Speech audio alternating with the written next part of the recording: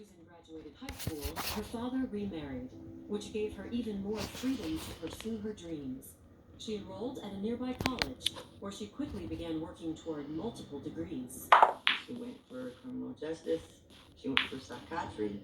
She went for nursing. She was a very smart lady. By the time she finished college, Susan had earned degrees in business, criminal justice, and the arts, as well as an associate's degree in machine tool technology.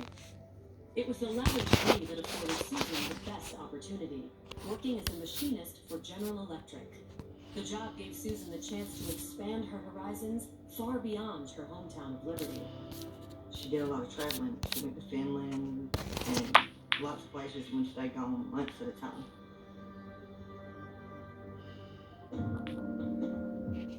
It was at work that Susan met Mark Hendricks. Like Susan, Mark was a machinist at the company and a fellow South Carolina native. Mark was loving, would give you the shirt off his back. Goofy, funny, always had something to say. You had a terrible day, he always knew how to make it 10 times better than what it was. She used to say all the time she was attracted to Mark because of his personality. She was very quiet. He was very outgoing. That was a challenge to him, so let me bring her out of her shell. Because he was all about everybody loving life. Susan didn't hesitate to embrace Mark's carpe diem attitude, and just a few weeks after they began dating, the couple made a surprise announcement. They were getting married. No one knew that she wasn't going to stop. They couldn't wait till the snow cleared up or anything else. They had to go that day. Shortly after the wedding, the couple moved into a house on property owned by Mark's parents and wasted no time starting a family of their own. Their first son, Matthew, was born in 1988. 3 years later, they welcomed another son, Marshall, into the world. Matt and Marshall lived right next door to us. Matt was like my little brother because I didn't have little siblings, so he was my little brother. Marshall definitely got his personality from the various parts. Outgoing, goofy, wants to make everybody laugh. Matthew was more of the quiet guy, but once she got done, he was just as goofy as his daddy and Marshall. Though she had two rambunctious boys at home, Susan had no desire to put work life on the back burner to become a stay-at-home mom. And over the next several years, her career skyrocketed. Susan had a good job, making good money. She had to leave Mark and the boys at home for 6 months to go travel with Finland. Mark, he let her go do her thing, and he stayed home with the boys and did his thing. And they just slowly drifted apart that way. In 1998, after over a decade of marriage, Mark and Susan had drifted so far apart that they decided to separate. A year later, the divorce was finalized, and Susan purchased a home next door to her father and stepmother back in Liberty. Susan decided to take her sons with her. The move devastated Mark. That was a very rough time for Mark because their whole husband, he was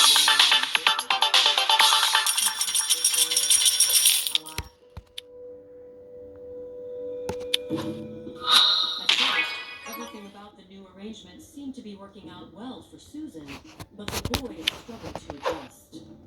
Matt and Marshall didn't talk much about the split up between their parents. They both kind of got into the wrong crowds as kids do. Matthew was your typical teenager that has too many issues and nobody helps him with them, and he wants to follow him. He was drinking and smoking pot, and that started college. Soon after the move, Susan's father passed away. Now struggling to keep her family intact, Susan reached out to her ex-husband with an unorthodox proposal, asking him to move in next door to her and the boys. He moved back down to her father's trailer so that he could be close to the boys. Mark always tried to be cordial with her. His outlook on that was, we have children together, that was their mom. So, he, around her, seemed fine, like everything was great. Indeed, the living arrangement seemed to provide a stabilizing force By 2009, Matthew had enrolled in college, while Marshall was forging his own path. Marshall wanted to be an apprentice at a tattoo shop or somewhere like that just so he could draw for them. His passion was art. There's a plant in Liberty that he drew the sign for that they still have up today. As for Matthew, he had decided to follow in his mother's footsteps as a machinist. Matt was going to graduate in December with a welding degree from. He was fixed to graduate, top of his class in welding. Sadly, Matthew would not make it to his graduation day. At the time, we were under the impression that this was potentially a murder-suicide. As detectives process the scene, it's clear that Susan is in a state of shock. I had asked her a couple questions about, what kind of stuff was he doing before. She said he kept telling me that I'm a good mother. He just kept telling me that I'm a good mother. As EMTs tend to Susan, her sister Evelyn begs police to check the house next door. She became very concerned of the people in the neighboring residence, which is Susan's other sons and her ex-husband. Coming up, a family tragedy intensifies. It's something I will never forget. He was scared to death. And investigators determine there's more to the case than meets the eye. I was trying to determine, do we have a suspect that's at large? Do we have a concern for the safety of the community?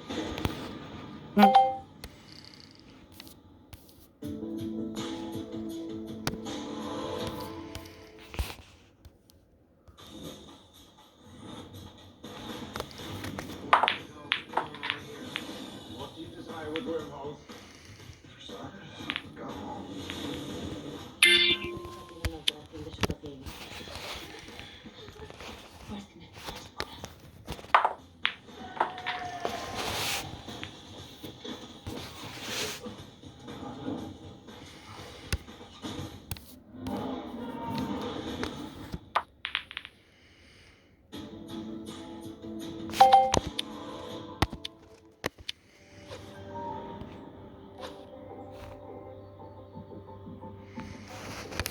By 2011, Susan Hendricks and her ex-husband Mark had rebounded from their divorce and parlayed an unorthodox living arrangement into one in which often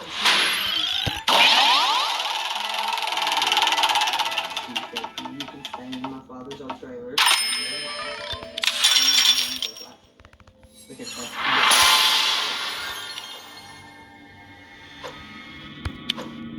But on October 14th, 2011, Mark and Susan's life is upended when police respond to a 911 call at Susan's house and discover the body of her 23-year-old son, Matthew, as well as the remains of Susan's stepmother, Linda Burns. As paramedics and police try to get a handle on this horrific scene, worries surface that Matthew and Linda may not be the only casualties. She said, we have family that live down there. They should be up here. Somebody needs to go check on them. I had already asked for other units to respond. When they did arrive, I directed them to that residence to check that scene. There's a small patio in front of the front door, and I can see a blanket, and it appears to be a body underneath the blanket. I would later learn that that's Marshall Hendricks, the younger son of Susan Hendricks. He was on a concrete porch kind of slab, laying there with a gunshot wound.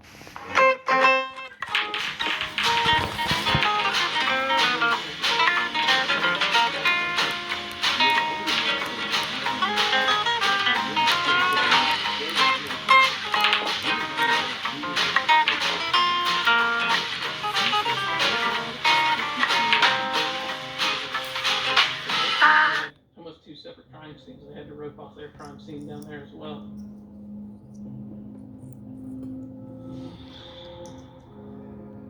Once the crime scenes are secured, investigators' next move is to speak with Susan Hendricks. She's the first and only witness to her son's alleged crime, and still seems traumatized by what's transpired. Susan Hendricks was with the medics, so I go in the back of the van with her and start speaking with her, asking her questions. about what had taken place.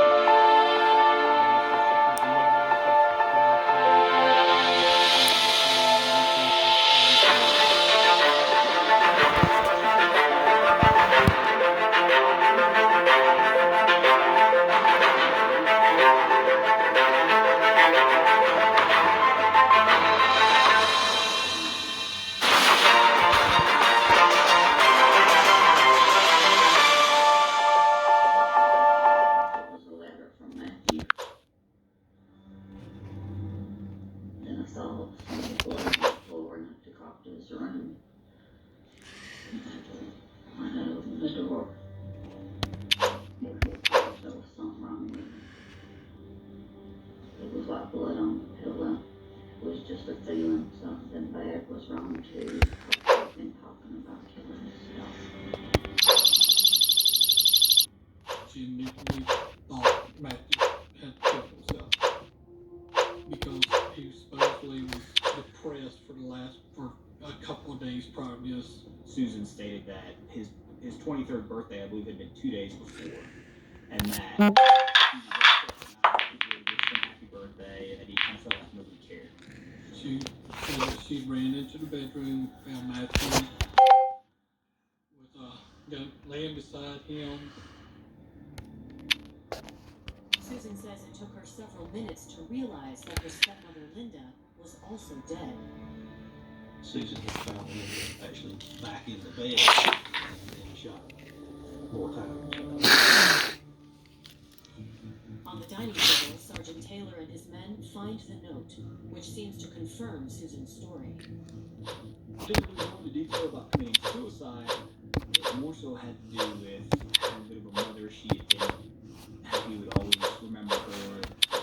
But it's what the note doesn't explain that has investigators baffled. The entire day while I was out there on scene, all in my head is, why is only one person still alive? Why is everybody down here dead, and Susan is the only one still alive? We decided it because overall, be on the safe side of anything we collected, anything we saw, anything we heard from that point on. While police wait for a judge to sign off on the search warrants, other members of the Hendricks family arrive at the scene. I woke up that morning. There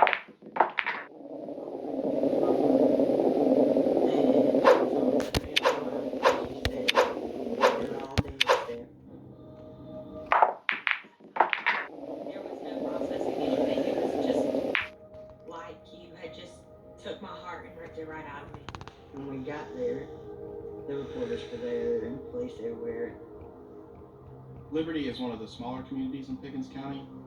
I think the word to describe it would be sleepy. I mean, this doesn't happen in Liberty. I was trying to determine, do we have a suspect at large? Do we have concerns for the safety of the community?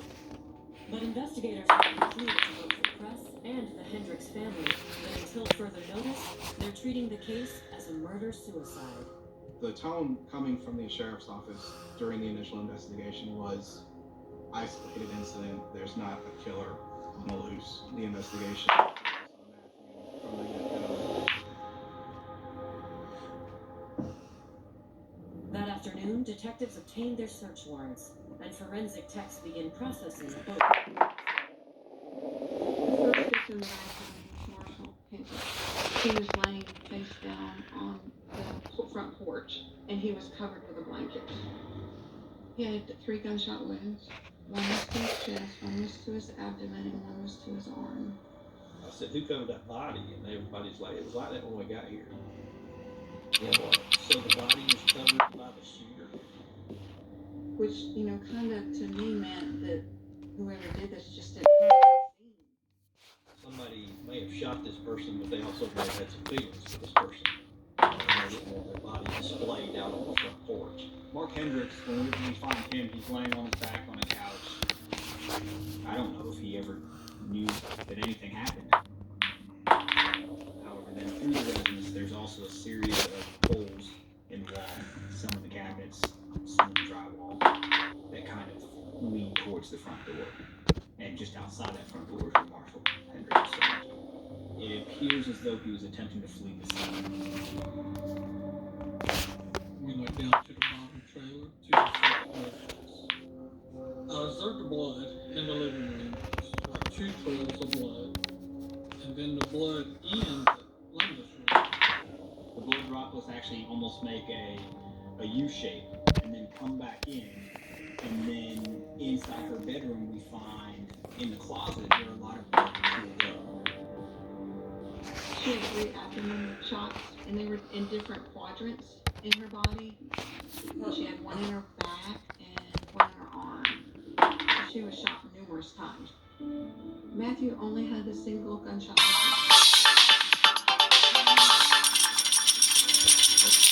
wounds or anything on him. The lack of defensive wounds seemed to corroborate the theory that Matthew took his own life, but the location of the weapon raises a red flag. How did the gun get in a nice, neat position laying on the nightstand? You shoot yourself, you're just gonna fall. The gun's not miraculously gonna go spinning in the air and fall neat on a nightstand. Also, the location of the gunshot wound itself strikes investigators as odd. Matthew was shot. It was at a strange place for a suicide.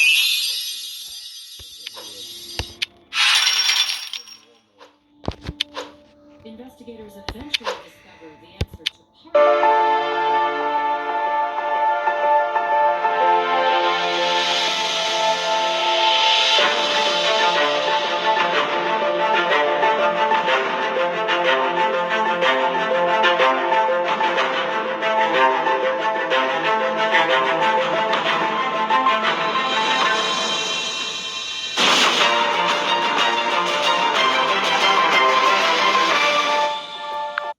of shell casings found throughout both houses. For good measure, detectives document Susan's clothing and also swab her hands for gunshot residue. I can bet you look at a gunshot residue test or a GSR test. They performed the same test on the clothing of Matthew Hendricks. Split, don't split, split, don't split. Detectives turn their attention to Don't do it. Screw it, we're splitting. Nailed it.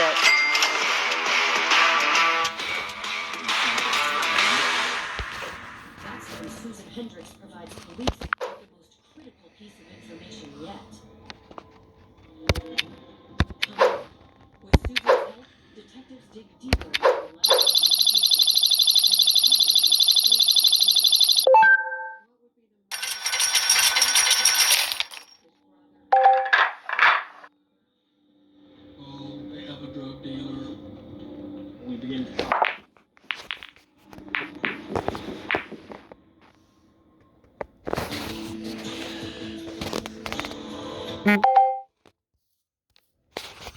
Still not confident about which used car to buy? Nope. Why not ask the most confident person you know? My old high school coach. This one's got talent, toughness, the will to win. Any coach. Just say, show me the Carfax value. You'll get the most accurate price based on the vehicle's accident history. Look for me and stop overpaying.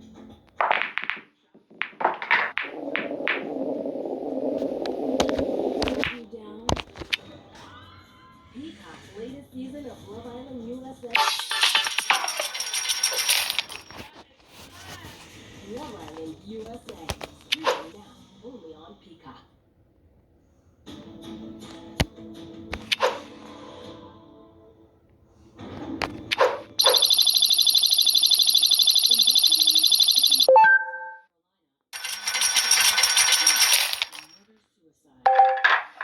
We were under the impression that this was potentially a murder. Matthew shot himself, and he potentially shot the other individual. She had told me, she had written a note and left it on the counter. To help better understand Matthew's state of mind and his alleged motive for committing the crime, detectives bring his mother, Susan Hendricks, down to the station for a formal interview.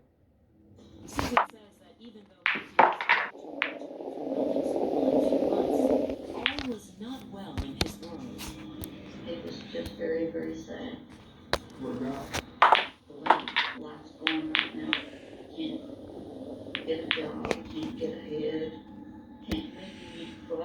leave because he don't have a driver's license. He just sat down and cried the other night. Just cried. Susan then details for detectives the events of the previous evening. She says that after noticing that this was birthday, she and Mark gathered the whole family at Mark's house in order to pray for Matthew. A lot of times we pray together. I know it's not pretty bizarre, but we pray together a lot. We go rosary. And like Matthew had been so down and out. The guys we really and to pray together. Just pray for each other. For God. This included Mark Hendricks, Marshall Hendricks, Matthew Hendricks, or Susan Hendricks. The only person that resided between those two homes that wasn't there was Linda Burns. Susan says that after they were done praying, she and Matthew headed back to her house. She stated that actually she had stayed up and he'd kind of periodically come in and out of her room. She wanted to stay up so she could talk with him and help him through some of the issues that he was having. But Susan said that over the course of the evening, it became clear that Matthew was intoxicated. She stated that he was high and drunk, and, he seemed somewhat upset. He had made statements that he was going to harm himself, but she didn't think he would actually carry those out. I can understand how it pushed Matthew that far, unless it was just so strong he didn't know what he was doing. When detectives speak with Matthew's other friends and relatives, they get a much different picture of Matthew than the one Susan painted. None of them really conveyed any concerns regarding his mental well-being. Susan He was back to school and got his GED and went to Tri-County to get as far as he had. He just had 2 months to live for it to actually take his own life. One individual who I spoke with had even stated that Matthew had made a plan to come over and work out with him. This was not really indicative of an individual who had long-term plans to commit suicide.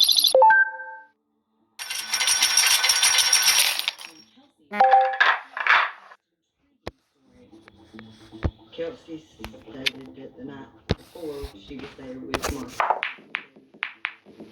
When asked about how things were, she stated that they were fairly jovial. I believe there was some wrestling going on. They were playing video games, and there was nothing really that gave her a lot of concern at that point. She was talking about how everything was great between all of them.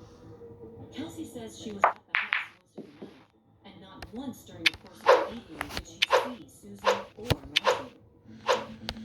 Kelsey and Martha had gone out that evening and even came back home. She said everything was like any other normal day for them before she left. Kelsey said that she left that night right before midnight. Kelsey also tells police that when she tried calling Marshall a few minutes later, she got no answer, which was highly unusual. Every morning at 4 o'clock, Kelsey would call Marshall to make sure he was up to work. And when she called that night before, Marshall was answered. So I would think the murders of Matthew and Marshall happened between midnight and 4 o'clock.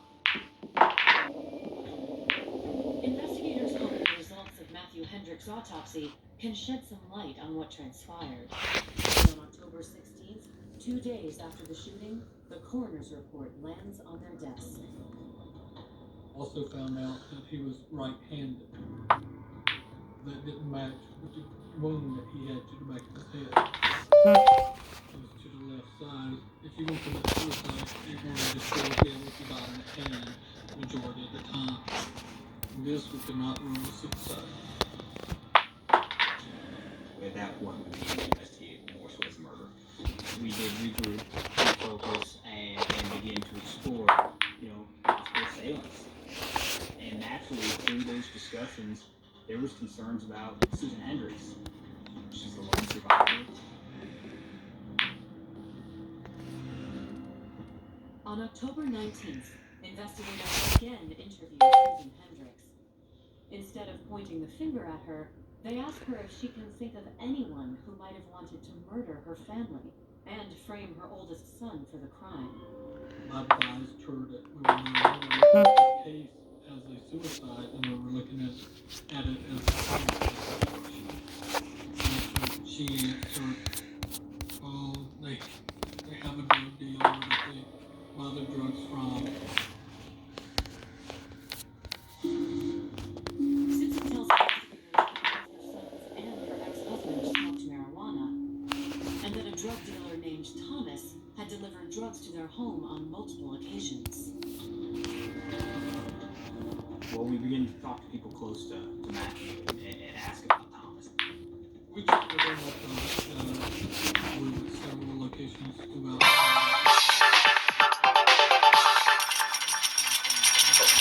associated with Matthew, Mark, or Marshall. Investigators are unable to locate any area drug dealers who go by the name Thomas. And the more they consider the evidence, the murders were drug related. Why would somebody shoot somebody? Red flag all the way. It was just those little touches that seemed like this killer knew these people. The only survivor is Susan Hendricks. She's the one we've got to focus on as far as any evidence that we can collect. Coming up, as detectives narrow in on their prime suspect, a dark secret is unearthed that sheds new light on the investigation. One of the arrests was announced.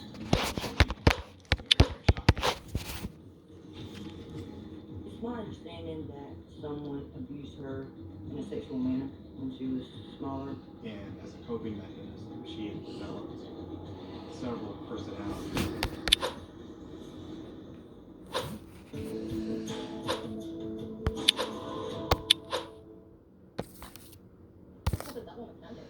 This one's my backup in case something happens to the first one.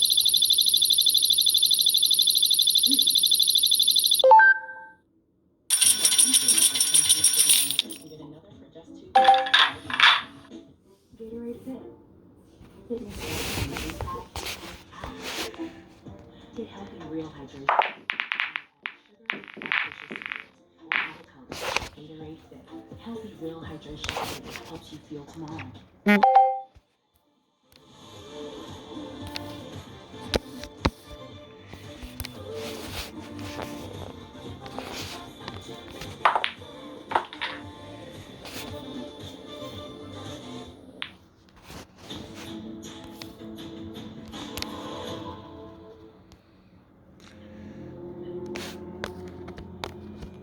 When police in Liberty, South Carolina responded to a 911 call at Susan Hendricks' property, they thought they were at the scene of a horrific murder-suicide carried out by Susan's son, Matthew.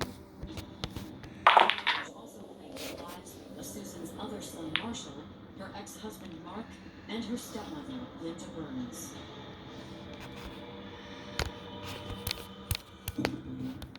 However, the coroner's report has confirmed that Matthew Hendricks didn't commit suicide, which has led investigators to focus on another suspect, the crime's sole survivor.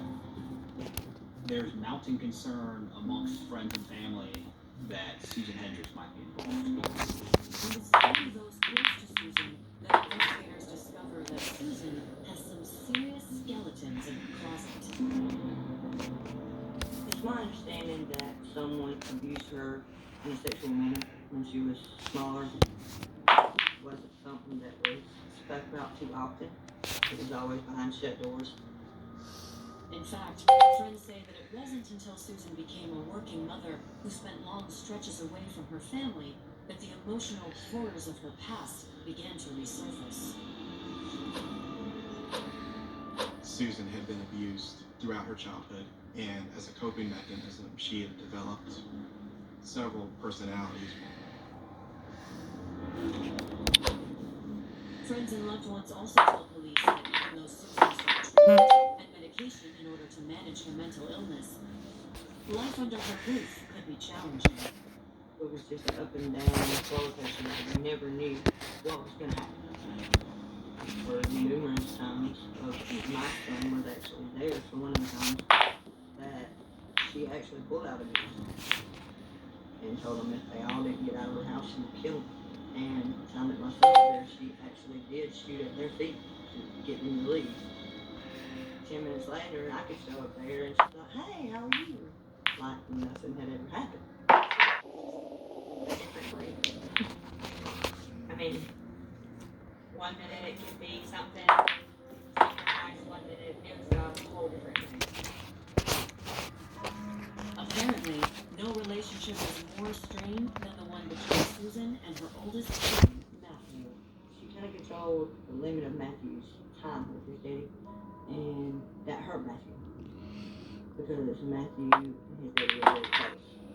It was real hard on him, but he turned all of it around and said, you know what, I'm going to school, and I'm going to take roads, and I'm going to come out, and I'm going to get me a good job, and I'm good money, and I'm getting me and daddy out of it.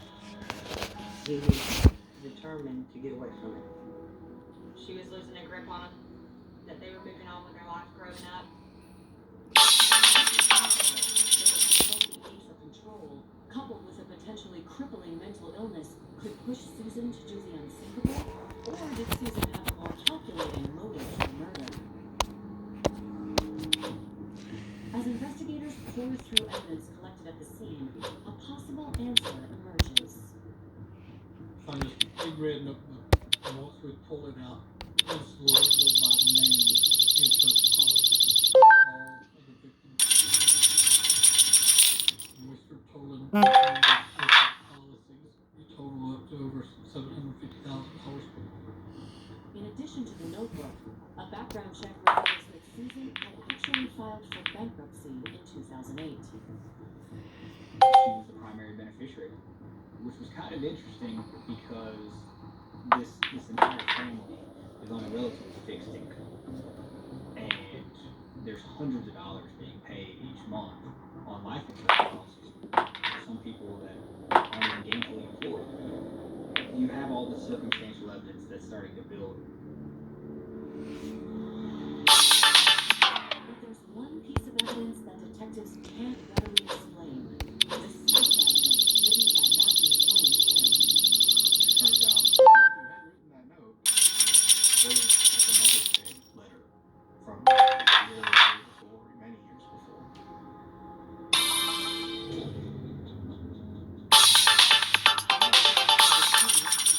Investigators received the results of the gunshot residue test performed on the clothing Susan was wearing at the time of the crime.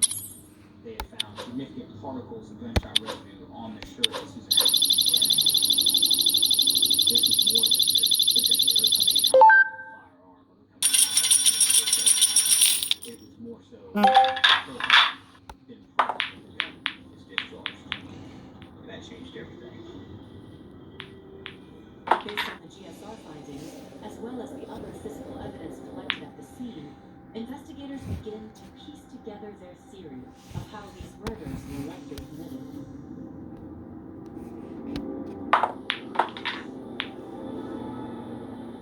Matthew Hendricks was likely shot first. In his lead, Linda Burns was likely shot second. Based on the blood droplets that we found, it indicates that Linda probably, following her shooting, did not die. Susan then went to the residence at Minedale. Mark Hendricks, he's laying on his back on a couch, asleep in his skirt, with Marshall. His attempt to flee would indicate that he was fully aware of what was transpiring. It wasn't a stranger, which that would be hard, but to know the person that was doing it. I couldn't imagine having to fight with my mother, knowing that if I lose this fight, I'm gonna die. I think she made the fight. I'm gonna think it's gonna and stop him for me. And that's when she shot him.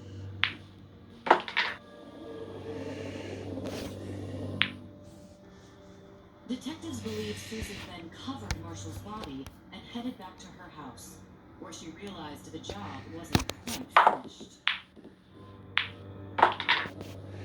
Susan saw the blood on the floor.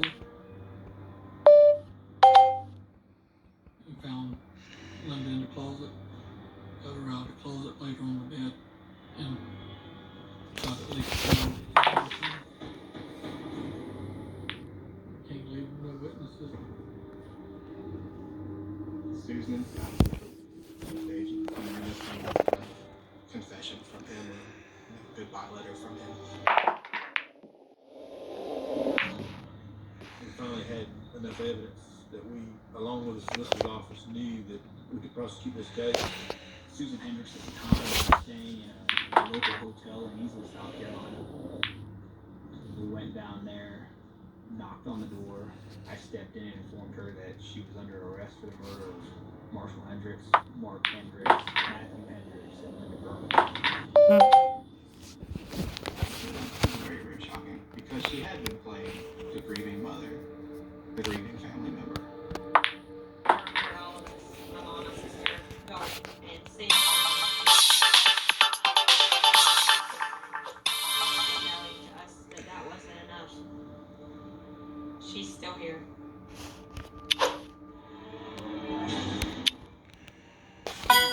Susan Hendricks is forced to answer for her alleged crimes. But could a doctor's diagnosis derail the quest for justice? The mental health professional's testimony was that she had developed several personalities. One of those personalities had been in control that night.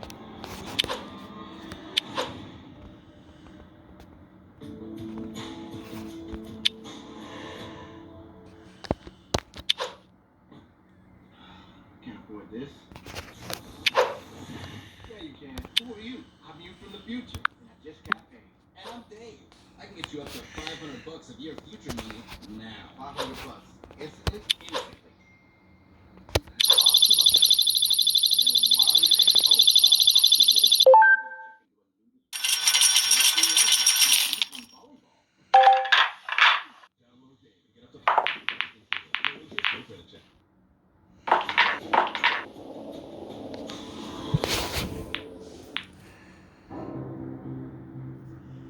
The case against Susan Hendricks for the murder of her two sons, ex-husband, and stepmother focus on one central question. Were these murders caused by mental illness? Or was money her motive? For her to even contemplate doing what she did, it blows my mind. I'll never understand. In pretrial motions, prosecutors contend Susan's motive was financial gain. However, the victim's family members believe the story is more nuanced. I think a lot of it was not helpful when she needed to. Matthew was fixing to move away with Dave, and Marshall was fixing to get married and move out with Trix. I think she felt like she was losing control of her life, as she had known it for so many years, and she wasn't going to let that happen. Some family members of the victims believe Susan was likely in the depths of a depressive episode the night of the crime. And as the case inches closer to trial, the debate over Susan's mental health intensifies. The mental health professional's testimony was that Susan had developed several personalities, and that one of those personalities had been in control that night during the actual shootings. They emphasized that Susan herself knows right from wrong, but this aspect of her personality, this different separate personality, did not. Would Susan's mental illness be enough for a judge to remand her to a mental health facility rather than make her stand trial for her crimes? On April 26, 2013, Susan's defense enters a plea. Susan Hendricks' lawyers entered for her the guilty but insane plea. The judge accepts her plea and sentences Susan to life without the possibility of parole. It was clear from the get-go that once Susan was arrested, she was never going to be a free woman again. So I think that helped with the family. To know that she's in jail is not even really consolation for me because I'm still paying to feed her and to keep her alive every day. When she took the life of the ones that I love. I've said million times, she didn't just take her boys and my uncle that day. And my brother, she took all of them. She stole she stole all that from my children. because they don't get to have that now. Because half of their family's gone. You can't replace that with anything except the memories of the joy that you had